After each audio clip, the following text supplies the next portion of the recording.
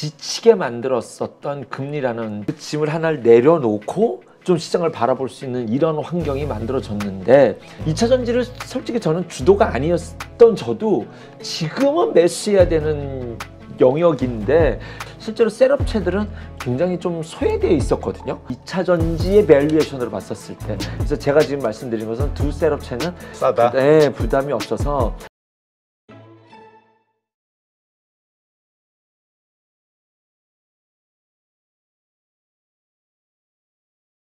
네, 오늘 모신 분은 IBK증권 분당센터의 함정남 차장입니다. 안녕하세요. 네, 안녕하세요. 네, 자 오늘 시장 좀 증권 하시는 분들은 아주 즐거운 하루가 되지 않았을까 싶어요. 네. 코스닥 1.75, 코스피 0.86.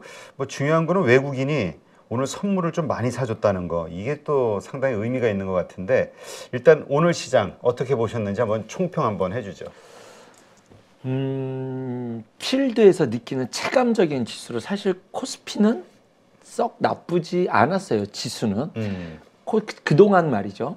코스닥은 좀 시장의 기대감 대비 굉장히 힘들었었어요. 그것은 아마 2차 전지 지수의 비중을 많이 차지하는 2차 전지 때문이지 않을까 생각했었는데 오늘 매우 좋지만 그동안에 너무 억눌려 있어서 좀 정당한 대가의 보상을 받고 싶었던 그런 하루이지 않았나라는 생각이 들고, 뭐 오늘 올랐으니 와 너무 막 이제 시작입니다, 축포입니다 이렇게 말씀드리기는 조금 어렵겠지만, 뭐 다시 말씀드리지만 정당한 보상을 받을 수 있을 만한 그동안의 억눌림이 너무나 억울했었거든요. 그런 것들에 대해서 좀 그러한 억울함을 좀 해소할 수 있는 그런 날이지 않나 생각이 들고, 사실 우리 증시만 특별히 안 좋았고 우리의 계좌의 체감 느낌은 조금 무거웠었잖아요. 그렇기 그렇죠. 때문에 그러한 것들에 또 이렇게 되는 거 아니야, 또 꼬꾸라지는 거 아니야, 우리 증시는 또 안 되는 거 아니야, 이러한 부담감을 좀 한꺼풀 해소하는, 그래도 기다리니 우리에게도 기회가 왔네, 이런 해석이 가능한 그런 하루이지 않았나. 내심 뭐 충분히 좀 긍정적인 의견을 제시해 드릴 수 있는 그런 하루지 않나 생각해 봅니다. 네, 요즘 그 좀 특징적인 게 외국인들이 이제 좀 사기 시작하는데 네. 오늘도 코스피 1000억, 코스닥 1700억을 매수했거든요. 네. 개인이 코스피에서 5400억, 코스닥에서 2140억. 네. 최근 오늘 거를 빼더라도 지난주까지 보니까 4조 2천억을 매도했다, 이런 뉴스들도 나오긴 하더라고, 개인 투자자들. 네. 그래서 뭔가 이제까지 오른 걸 팔고 2차 전지주를 주로 집중 사는. 그래서 좀 이게 스마트하다라고 보는 분도 있고, 조금 더 상승을 할 수 있는 장에서 일찍 파는 건 아닐까라고 얘기하시는 분도 있어요. 개인들이 의지적으로 매도를 하는 걸 수도 있겠지만 시장의 방향을 갖춘 세력이 누구였냐라는 것을 먼저 보는 게 제일 중요하다고 저는 생각을 하거든요. 기관이 5천억을 샀으면 누군가는 매도를 했어야 되는데 그 매도가 외국인이니까 매도를 한 것이 아니라 매도가 되어진 거죠. 왜? 오늘은 캔들이 양봉이고 올랐으니까 의지적으로 기관이 매수를 한 거고, 지수가 이렇게 올랐음에도 불구하고 외국인은 매도 포지션을 갖지 않았다라는 것이고, 선물 포지션을 봤더니 그렇게 했었던 외국인이 충분히 지금은 도망갈 장은 아니구나, 과매도까지는 아니겠지만 피할 이유는 없다라는 것이 외국인 선물 포지션으로 확인이 됐으니, 개인 투자자는 시장 많이 올랐어라고 던졌다라기보다는 기관의 매수에 의해서 매도가 되어진 것이고, 외국인의 매수의 의미를 부여할 수 있는 종목은 저는 많지 않다라고 생각하는데, 그 중에 하나가 저는 삼성전자, 뭐 지난 시간에도 누누이 반복적으로 말씀드리지만 이 종목에 대해 신뢰는 저는 여전히 굳건하다 정도로 외국인의 매수의 의미로서는 압축시킬 수 있을 것 같고, 개인 투자자가 여기서 매도를 했는데 뭐 어디로 갔습니다, 이 수급의 이동을 분석하기보다는 실제로 과거에 전통적으로는 개인 매수 추종 방법이 있거든요. 그러니까 개인이 사는 종목만 팔고 개인이 살 때만 매도할 때만 사는 이러한 추종 방법도 있기 때문에 거기에 사고 팔았다 이런 의미를 부여하기보다는 수급이 이쪽 외국인과 기관의 지수 방향 플레이를 할 수 있는 자금이 시장에선 들어오고 있다, 뭐 요 정도로 해석할 수 있을 것 같습니다. 네. 근데 진짜 얘기하신 대로 보면은 전부 삼성전자를 팔아서 외국인이 삼성전자 사고 개인이 삼성전자 팔고, 요 흐름으로 봐야 될 것 같아요. 딱 그래요. 왜냐하면 저도 관리할 때 반도체를 좋게 봅니다 할 때 고객분들의 성향이 있어요. 삼성전자만 하시는 분이 있고 삼성전자를 왜 이렇게 그렇지. 하시는 분이 있기 때문에 왜냐면 답답한 주식이니까. 그렇죠. 개인 투자자들 중에서는 이제 반도체가 지수가 이제 나쁘지 않구나. 그러면 그동안 솔직히 삼성전자 갖고 계셨던 분들이라면 지금 시장 대비해서 굉장히 좀 안정감 있는 위치에 포지션 플레이를 하실 수 있었기 때문에 실제로 제 고객분들 중에도 있으세요. 이 정도면 난 삼성전자 만족하니 이제 이것을 나와서 이제 다시 좀 진입을 해보자. 트레이딩 이상의 매매를 할 수 있는 종목군으로 들어가자라고 하시는 분들도 실제로 있어서 그 정도의 의미의 해석은 뭐 충분히 뭐 해석이 가능할 수 있지 않을까 생각해 봅니다. 네. 자, 일단 오늘 시장 이렇게 좀 오른 데에는 어떤 뭐 호재가 특별히 있었을까요? 뭐 오늘 딱 하루만이라기보다는 전반적인 시장의 의미를 좀 한번 짚어보고 있습니다. 저는 늘 하는 것이 시장의 호황제를 분석하면서 우리의 위치가 어디쯤에 있는지라는 것이 가장 중요할 텐데요. 일단은 지금 장 분위기가 왜 좋아졌냐? 라는 것부터 이제 사실 매일 방송을 보시는 분들한테 오늘 장이 왜 좋았냐 해서 이렇게 이런 좀 매크로적인 변수를 말씀드리는 것이 부담스럽긴 한데 기본적으로 이제 함정남비가 어떤 건지에 대해서는 말씀을 드리고 싶기 때문에 네. 일단은 지난주에 미국 물가지표 소매 지표 발표하면서 더 탄력을 받았죠. 그것에 대한 기대감. 금리는 정점이다라는 것에 기대감으로 출발했던 것이 CPI 물가지표를 보면서 더 가속을 내게 되었었던 그래서 이제는 우리를 그렇게 지치게 만들었었던 금리라는 가장 무거웠던 매크로 변수에 대해서 이제는 그 짐을 하나를 내려놓고 좀 시장을 바라볼 수 있는 이런 환경이 만들어졌는데 솔직하게 말씀드리면 우리 증시는 그것에 반영이 덜 돼 있어요. 제가 사실은 10월 말 11월 초에 그때 어떤 포털 사이트 일면에 2차전지 매도해라, 증시 안 지켜본다, 증권사 뷰가 이렇다더라라는 리포트 동시에 4개가 이게 일면으로 올라와서 제가 굉장히 분노에 찬 좀 감정적인 방송을 좀 한때 했었습니다. 2차전지에 대해서 너무 폄하하는 거 아니냐? 네, 2차전지를 솔직히 저는 주도가 아니었던 저도 지금은 매수해야 되는 영역인데 꼭 증권사 뷰는 이런 것처럼 그 포털 사이트에서 시가 계속 빠지니까 팔으라. 그리고 공포 이런 너무 자극적인. 왜냐하면 왜 그렇게 하냐면 그렇게 하면 조회수가 높아지기 때문이죠. 그래서 굉장히 분노하면서 지금은 도망갈 시장이 아니라는 것을 좀 강한 어조로 말씀드렸었는데 그것이 저희가 그렇게 말했던 논리가 미국 시장에서는 사실 똑대로 맞았거든요. 근데 우리 증시에는 조금 반만 맞은 거예요. 우리 증시가 어려워요. 그래서 그렇지. 솔직히 어렵습니다. 선물 파생으로 해가지고 네. 뭐 하여튼 여러 가지로 좀 복잡하죠. 네.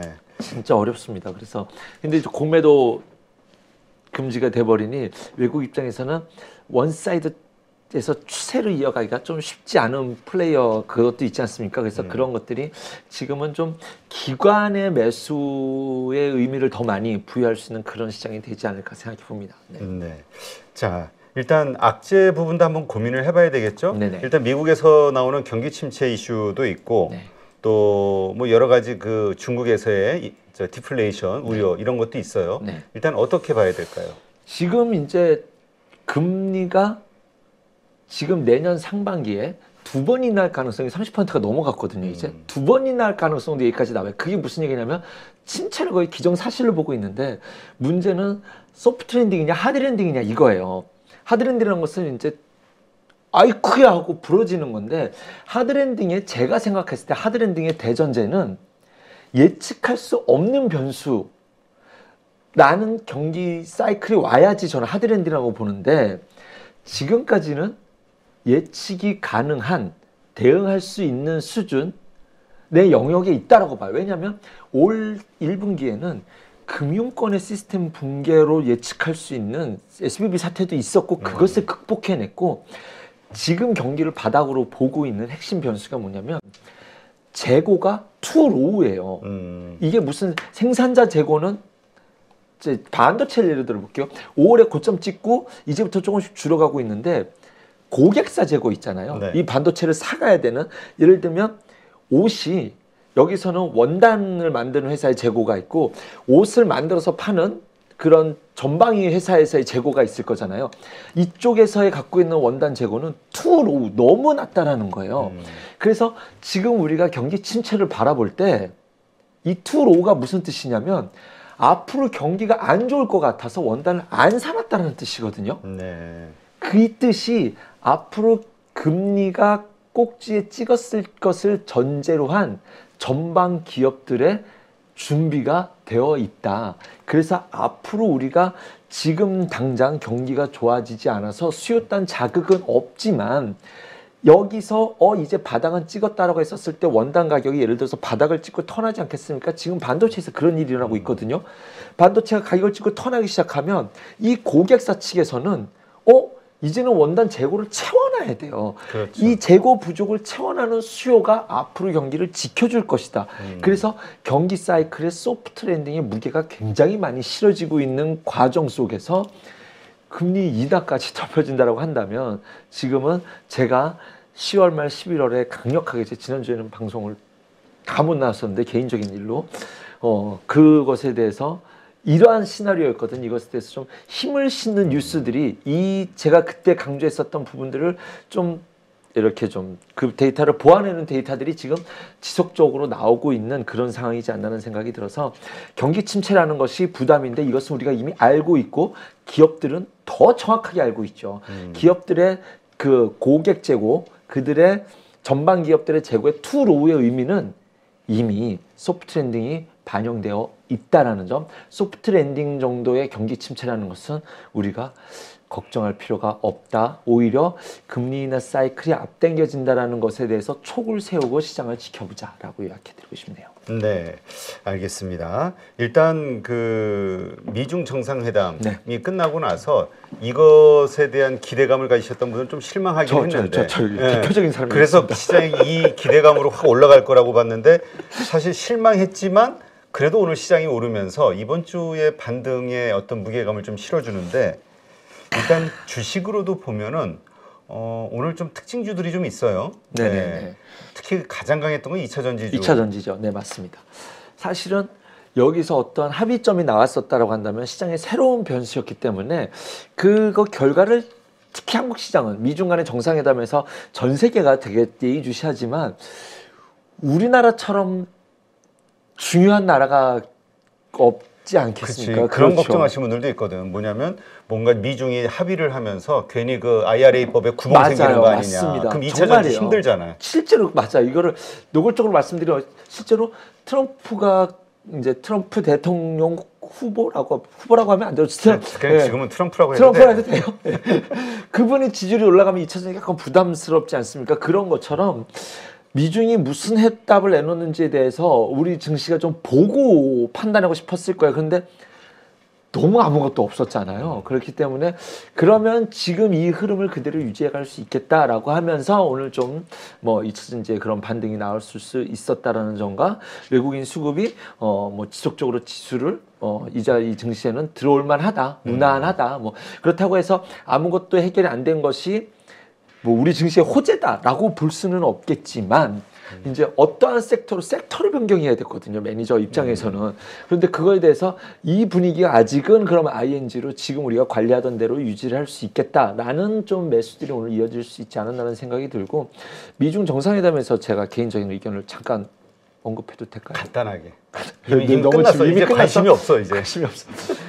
아니 너무 자기가 표심만 둘 다. 그렇지. 서로 쇼맨십 한 거지. 서로 진짜 너무 이것만 해갖고 가서 진짜 이럴 수 있나라는 생각이 드는데, 반대로 얘기하면 이 카드를 또 써먹기 위해서 내년에 한번 또 무언가의 만남의 그렇지. 자리를 만들 수 있지 않을까. 그래서 이것에 대한 의미가 특별한 새로운 변수가 없다면 지금은 뭐 이렇게 2차 전지가 나쁘지 않다, 뭐 이러한 해석은 충분히 가능하다고 판단해 볼 수 있을 것 같습니다. 네. 그 오늘 좀 특징적으로 봤던 게, 예전에는 2차 전지주가 이렇게 섹터가 오르게 되면은 쏠림 현상으로 이쪽만 주로 강했던 네. 그 현상이 벌어졌는데, 오늘은 좀 골고루 확산이 된 느낌이에요. 네. 오늘 조선주도 흐름이 좋았고, 그렇죠. 전반적으로 다 좋았어요. 자, 일단은 2차 전지 내에서는 저 개인적으로는 셀업체가 좀 눈에 띄었습니다. 뭐 솔직히 에코프로 BM 이 뭐 두 종목들 포함한 그동안 주도 섹터를 했었던 종목들은 뭐 이제는 수급단에서 기술적 분석으로 대응한다라는 걸 이제는 모두가 다 공감이 됐기 때문에 업황에 대한 이야기를 할 수 있는 것은 전혀 없는데 실제로 셋업체들은 굉장히 좀 소외되어 있었거든요. 그런데 하락 때는 정통으로 두드러 맞았단 말이죠. 그래서 지금은 변동성이 굉장히 큰 방향을 바꾸기 위해서 몸부림치는 영역권에 있지 않았나는 생각이 들어요. 지금 이러한 종목군들이 꽤 눈에 보입니다. 지금 오늘 눈에 띄는 것 중에 풍력주들도 좀 그랬어요. 시스윈드라는 종목도 거의 같은 맥락에 있거든요. 거의 뭐 사실 뭐 미국에서 그 보조금을 하는 것이 풍력도 굉장히 수혜가 큰데 그렇죠. 전혀 반응 없이 셋업체 빠지듯이 그냥 다 빠졌는데 실제로 투자 입장에서는 굉장히 억울할 수 있는 영역에서 일단 수급의 매는 다 맞았고 그 어떤 주가 반응의 변곡점에서 몸을 꿈틀거리는 그러한 뭐 지금 당장 여기서 막 적극적인 매수 의미를 부여할 수는 없겠지만 그러한 것을 전제로 예의주시하고 관심을 가져볼 수 있을 만한 사항은 되지 않았나라는 생각이 들고 종목별 섹터별로는 다 시나리오가 조금씩 다 다르다라고 생각이 들어요. 그래서 지금 이렇게 시나리오를 풀면은 이게 좋고 뭐 저게 좋고 그래서 오히려 그래서 오늘은 이 시장 분위기 대비해서 반도체 소부장은 전혀 안 좋았거든요. 그래서 지금은 오늘은 2차 전지는 미중 간에 어떤 아무런 이것이 없다는 것에서 그냥 분노의 반등이 좀 있었고 그 외에 반도체와 2차 전지가 했던 것 중에서 이제 2차 전지가 오르고 나면 그 다음에 저는 반도체 순서가 올 거라고 보고 네. 그 외에 철저히 소외되었었던 종목군들 내에서 예를 들면 조선주라든가 이쪽 뭐 풍요라든가 경기 민감주들 쪽에서 좀 반응이 서서히 이제는 막 큰 의미를 부여하기는 어렵겠지만 이제는 얘들도 좀 바라봐야 될 때 아닌가라는 의미의 좀 이러한 매수세들이 좀 들어오고 있지 않나라는 생각이 듭니다. 네. 지금 그런 차원에서 요새 그 화학주들의 흐름이 좋아요. 화학주가 중국단 뭐 이쪽에서 그렇죠. 어떤 호재들 이런 것으로 인해서 이제 수익이 좋아지고 있다 이런 뭐 뉴스들도 네네. 좀 나오고 근데 특히 그 셀업체들 뭐 말씀을 하셨는데 네. 삼성 SDI하고 SK이노베이션 네. 사람들이 참 좋아하던 주식인데 어느 순간부터인가 이 선호도에서 좀 밀렸어요. 그래서 뭐 분노의 상승 이렇게 표현을 하셨는데 좀 억울하다 뭐 이런 얘기들도 있어요. 억울하죠. 네, SDI는 자 2차 전지가 이렇게 변동성이 커지면서 조정을 주었던 핵심 이유는 고평가라는 거였잖아요. 고평가. LG 에너지솔루션 같은 경우는 2차 전지 하나만 보고 있기 때문에 고밸류에이션이 뭐 현재 실적으로만 판단하면 안 되는 섹터지만 어쨌든 지금 뭐 우리가 전통적으로 바라보는 PER 이런 기준잣대로 봤었을 때 LG 엔솔은 좀 비싼 영역이 있지만 SK이노베이션이나 SDI는 그냥 2차 전지를 뺀 자기 원래 했었던 SDI는 IT고 전기 전자 소재고 이노베이션 같은 경우는 이제 정유 쪽이잖아요. 전통 자기 업으로 봐도 이제는 그걸로만 봐도 억울한 자리이지 않나? 부담이 안 되는 영역이지 않나는 생각이 들어서 지금 피곤했었던 2차 전지 안에서 고밸류와 싸우면서 트레이딩을 한다면 저는 오히려 에코프로와 BM 쪽에서 투자 전략과 타이밍을 잡는 것이 맞다라고 보고 셀 업체를 안으로 들어간다면 SDI와 이노베이션은 2차 전지단에 이것을 제외하고 그 고평가 논리를 제외하고 보더라도 여기서 2차 전지의 고밸류 때문에 SDI와 SK이노베이션을 운용 매니저라든가 관리 펀드에서 이것을 매도할 이유는 없다라는 생각이 들어서 그 수급의 억울함, 그 다음에 트레이딩 관점에서 어떤 포트와 ETF 운용에서의 억울했었던 주가 하락은 일단락이 된 그 두 종목이 저는 SDI와 이노베이션을 압축시켜서 말씀드리고 싶습니다. 이게 삼성 SDI 같은 경우는 2021년 8월 82만 8천 원까지 장중 고점을 찍었던 종목인데 지금 거의 46만 원이니까 많이 빠진 상황이에요.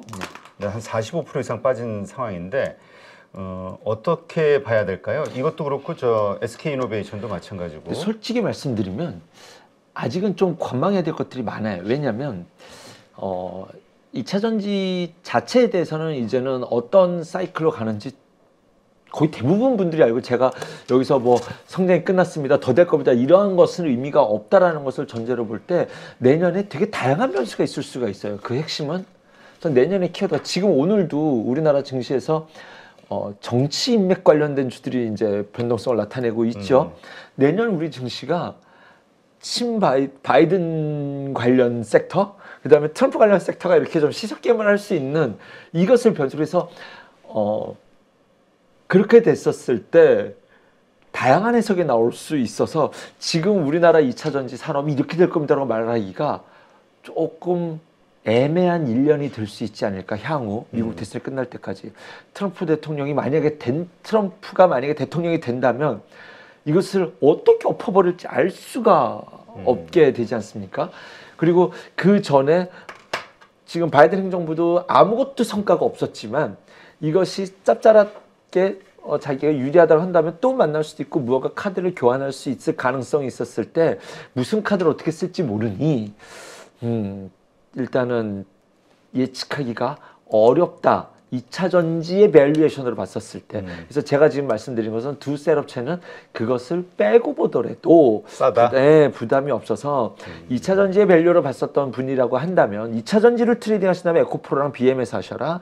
그것이 아니라 두 종목이 갖고 손실이 크신 분이라고 한다면 저는 그냥 전통 업종을 본다 하더라도 참 SK 이노베이션을 보면서 정유주니까 사세요라고 하는 말씀을 드리는 것이 말도 안 되지만 말도 안 되는 걸 저도 압니다. 하지만 그렇게 해서 손실이 크신 분들이라고 한다면 전통업을 보셔서 추가 매수, 물타기를 할 수 있는 영역은 진입했다라고 보는 거죠. 근데 그런 의견도 있어요. 아무리 그 트럼프라고 하더라도 이 IRA법은 여러 나라 국가 그리고 또 그 기업들에게 한 약속, 정부의 약속이기 때문에 갑자기 그걸 바꿀 수는 없을 것이다. 기본적인 약속은 지켜줘야 될 것이다.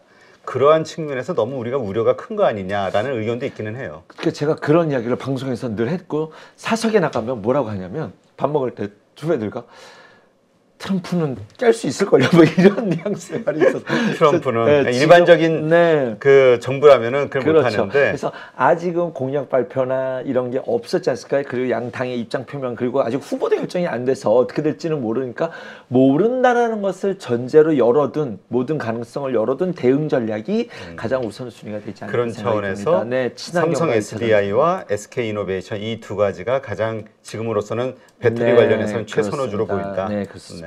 네.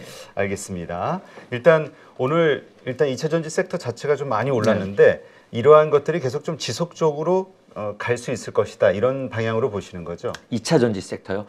글쎄 좀 과매도권에 있었고 지난번에 공매도를 멈추면서 급등이 나왔을 때 바로 빠졌잖아요. 너무나 안타깝게.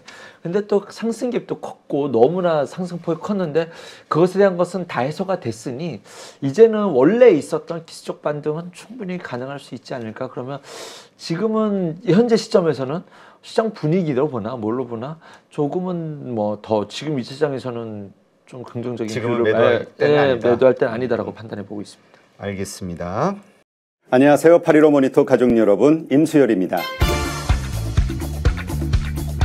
이번에 하나증권과 8.15 모니터기 함께 특별한 이벤트를 진행하는데요. 8.15 모니터 가족분들이 하나증권 신규 계좌를 개설하시면 특별한 혜택을 받으실 수 있습니다. 첫 번째 혜택은요, 국내 주식을 살 수 있는 3만 원을 드립니다. 두 번째 혜택은 하나증권과 함께하는 8.15 머니쇼 초청 받으실 수 있는 초청권입니다. 8.15 머니쇼는 특별한 강사진들에 의해 진행되는 프리미엄 세미나로 매회 500분을 초대해서 진행할 예정입니다. 그 외에도 소수점 주식 혜택을 드릴 거고요. 하나증권 계좌를 처음 만드는 분이라면 누구나 신청 가능하십니다. 이제 혜택 받는 방법 알려드리죠. 영상 하단부 더보기란에 기재된 링크를 통해 신청하시면 됩니다. 반드시 더보기란 링크를 통해서 계좌를 개설해야 이 혜택을 받을 수 있으니 유의해 주시기 바랍니다. 하나증권과 8.15 모니터기 함께 주식으로 하나 되다. 8.15 모니터 가족 여러분의 많은 참여 부탁드립니다.